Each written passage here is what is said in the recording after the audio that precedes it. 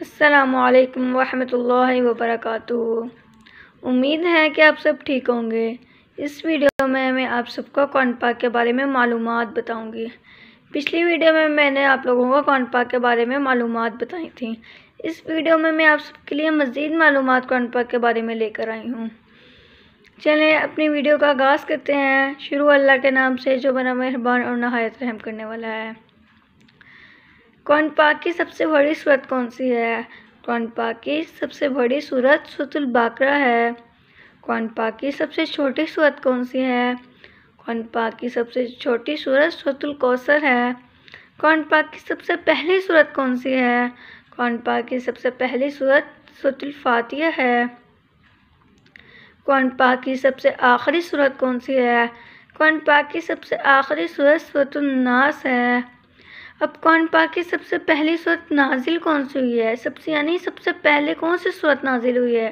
قرآن پاک کی سب سے پہلی جو سورت نازل ہوئی ہے وہ سورۃ العلق ہے۔ اور جب سورۃ العلق نازل ہوئی ہے تو یہ اس کی ابتدائی 5 آیتیں یعنی شروع کی 5 آیتیں نازل ہوئی ہیں۔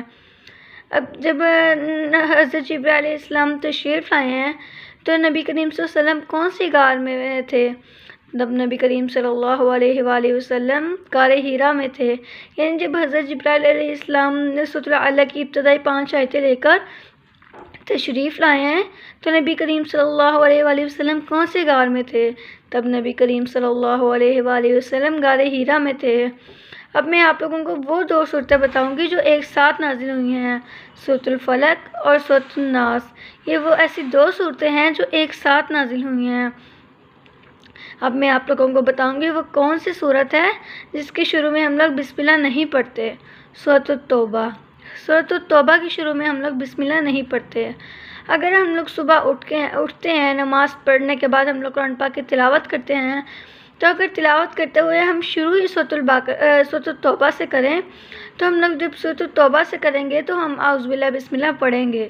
لیکن ہم جیسے وَاعْلَمُوا پارہ یعنی 10واں پارہ شروع کرتے ہیں تو اس میں سورۃ التوبہ ہے نا، تو جب ہم اس میں سورۃ التوبہ پڑھائیں گے تو ہم کچھ بھی نہیں پڑھیں گے، ویسے ہی وہ سورت شروع کر لیں گے۔ اب میں آپ لوگوں کو بتاتی ہوں وہ کون سی سورت ہے جس میں 2 مرتبہ بسم اللہ آتی ہے۔ سورۃ النمل میں 2 مرتبہ بسم اللہ آتی ہے۔ اب وہ کون سی صورت ہے جس کو 3 مرتبہ پڑھنے سے قرآن پاک پڑھنے کا ایک قرآن پاک پڑھنے کا ثواب ملتا ہے؟ سورۃ الاخلاص۔ سورۃ الاخلاص کو 3 مرتبہ پڑھنے سے ایک قرآن پاک پڑھنے کا ثواب ملتا ہے۔ مجھے امید ہے کہ آپ سب کو میری ویڈیو ضرور پسند آئی ہوگی۔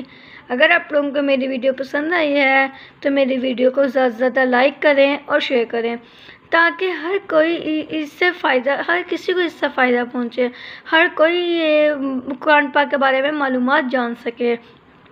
اگر آپ لوگ میرے چینل پر نئے ہیں تو میرے چینل کو سبسکرائب بھی کریں اور بیل آئیکن کو پریس بھی کریں اور کمنٹس بھی کیا کریں تاکہ میری حوصلہ افزائی ہو اور میں آپ لوگوں کے لیے اور زیادہ سے زیادہ معلومات قرآن پاک کے بارے میں اور اسلامک ویڈیوز زیادہ لے کر آ سکوں۔ شکریہ۔